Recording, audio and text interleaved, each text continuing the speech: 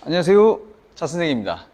자, 오늘 무조건 하세요 3편, 대방의 3편인데, 자, 1편과 2편을 잘 따라 하신 분들 같은 경우는 요번 3편이 정말 수월하기도 하고요. 그리고 집중하고자 하는 타켓에 힘이 잘 쓰이겠지만 1편과 2편을 잘 따라 하시지 않으셨던 분들은 이번 동작에서 좀 많이 힘드실 뿐더러, 두 번째로는 그 특정한 포인트에 대한 자극점이 좀 덜 들어오실 거예요.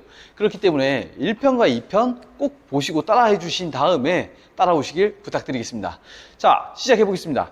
오늘 알려드릴 운동은 힙에 대한 관여점인데요. 자, 지난 시간, 두 번째 시간 때 제가 짧은 스쿼트를 하면서 결국에는 햄스트링과 힙에 대한 굴곡을 일으킨다고 말씀드렸었죠.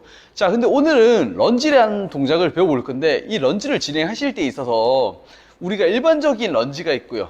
그리고 두 번째로 힙에 대한 중점이 맞춰진 런지가 있는데, 일반적인 런지를 위로 보시게 되면은 일반적으로는 엉덩이가 뒤로 빠지는 게 아니라 그냥 세워진 상태에서 내려갔다 올라왔다, 일반적인 스쿼트랑 다를 게 없죠. 자, 그렇다 보니까 이 구간에서는 우리가 힘을 쓸 수 있는 구역이 이 대퇴 4두와 대퇴 2두 쪽에 대한 힘이 많이 실리겠지만, 이 상태에서 하나에 대한 포인트만 딱 짚어주시게 된다면 이 대퇴 부에 대한 힘보다는 힙에 대한 힘이 좀 더 가중화될 수밖에 없는데, 이 상태에서 어떻게 진행하시냐면 엉덩이에 대한 굴곡을 뒤로 조금 더 빼주시는 거예요. 자, 어떻게 하냐면 위 영상에서 보시게 되면은 힙을 뒤로 최대한 빼주시면서, 그러면 힙이 빠졌으니까 그만큼 상체는 숙여질 수밖에 없겠죠.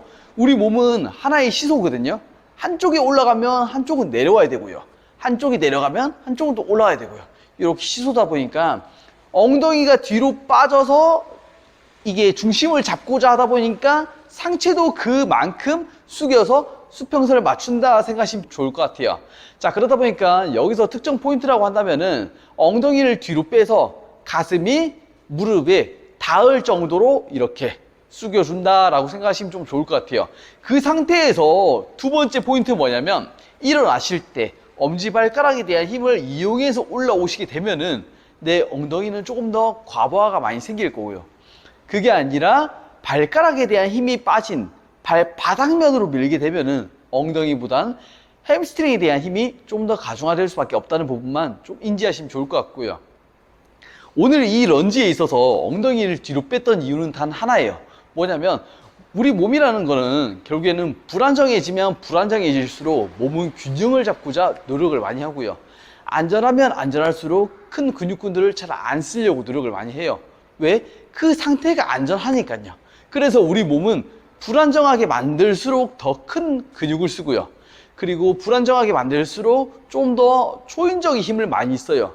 그렇기 때문에 엉덩이를 뒤로 뺀 상태가 결국에는 발가락이 떠질 수밖에 없는 상태였고, 그 상태에서 발가락에 대한 힘이 동원되다 보니까는 엉덩이에 대한 힘이 좀 더 증폭되어져서 힙에 대한 운동으로 발현이 된다 생각하시면 좀 좋을 것 같아요.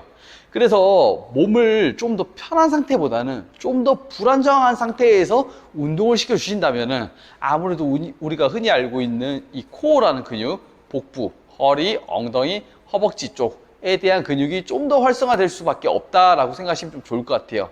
오늘 준비한 3탄에 대한 내용은 여기까지고요. 이제 4탄부터는 조금 상지와 하지 섞어서 들어가는 내용들이 조금씩 나오기 시작할 거예요. 해서 10편까지 얼마 안 남았기 때문에 최대한 빠른 시일 내에 마무리 지어 보도록 하겠습니다. 네, 감사합니다.